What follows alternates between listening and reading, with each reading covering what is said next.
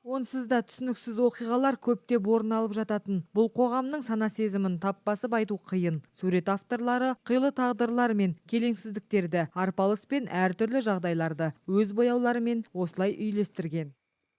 Сегодня мы открываем выставку. Бүгін біздің музейде жаңа көрме ашылды. Аталмыш көрме осы жылды қорытындылайтын болады. Жыл сайын дәстүрлі түрде желтоқсан айында біздің орталықта Т-арт қалалық суретшілер клубының туындыларының көрмесі өтеді. Бұл клубтың жұмыс істегеніне көп жылдар болды. Ең қызықтысы, осы көрме арқылы қаладағы әртүрлі жанрда жұмыс жасайтын суретшілердің басын қосуға болады. Біз әр шараны ерекше өткізуге тырысамыз. Сөзімнің дәлелі ретінде бүгінгі абсурд тақырыбындағы көрмені айта аламын.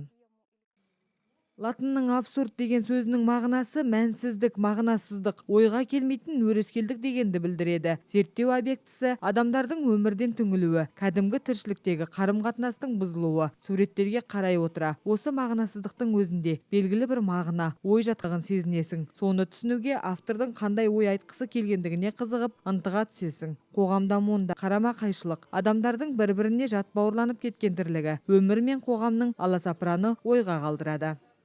Честно скажу, в начале года Шынымды айтсам, жыл басында біз көрме өткізуге бірнеше тақырып тұсындық. Көп тақырыптар талқыланды. Оның ішінде қиял ғажайып ой, ғарыш сияқтылары да болды. Ақырында абсурд тақырыбы жеңіп шықты. Бүгінгі көрмені алғашында осыған байланысты абсурд жеңді деп қойғымызда келген еді. Аталмыш көрмеде 7 суретшінің 40-қа жуық туындысы қала тұрғындары мен қонақтарының назарына ұсынылған.